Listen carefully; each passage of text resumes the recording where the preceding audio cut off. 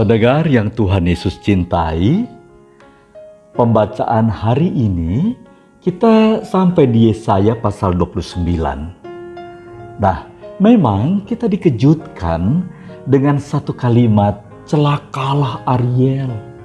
Ariel, kota tempat Daud berkemah.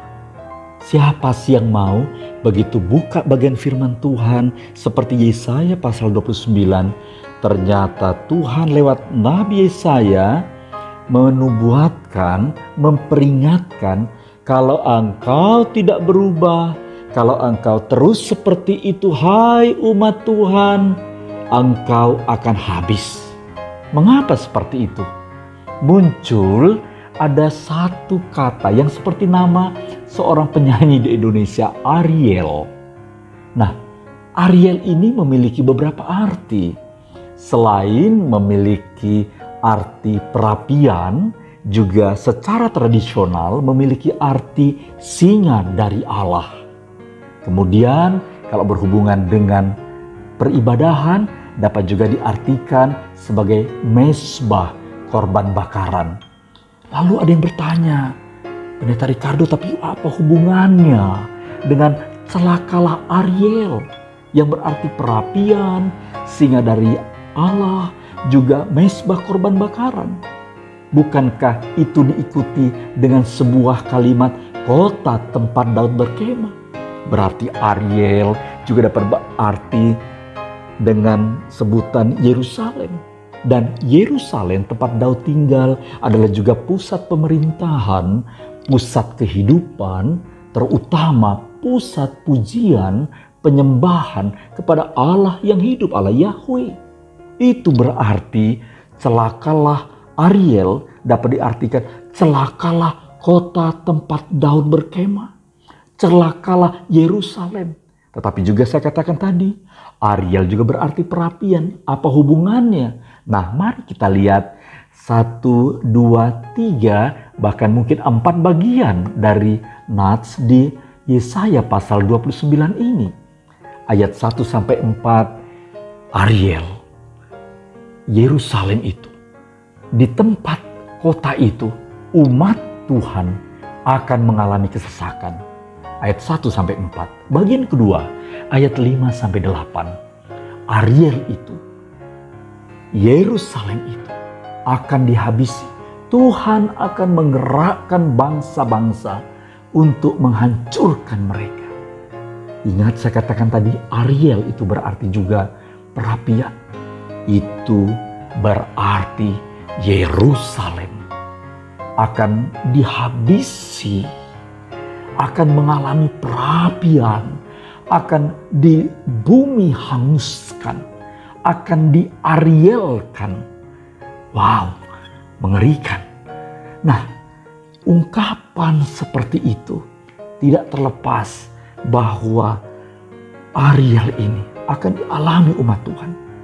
Lalu bagian ketiga, ayat 9 sampai ayat 12.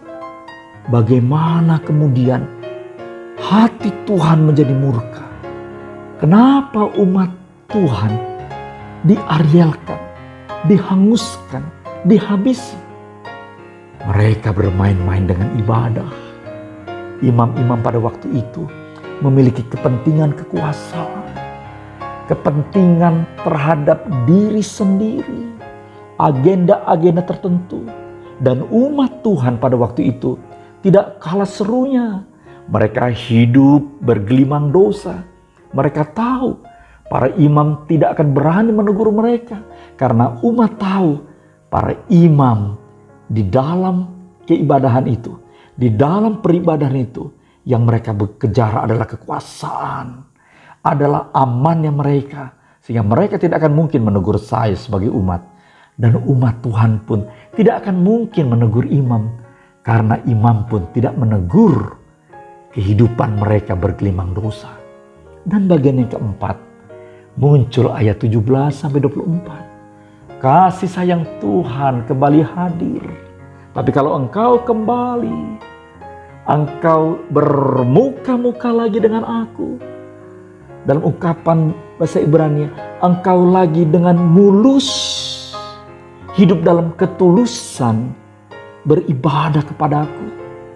Aku yang menjadi Tuhan satu-satunya. Bukan seperti engkau katakan pada waktu itu, gambaran peribadahan mereka. Pendengar tahu? Pemimpin atau para imam menyatakan, ini ibadah Tuhan yang punya. Tetapi Tuhan tahu hati mereka.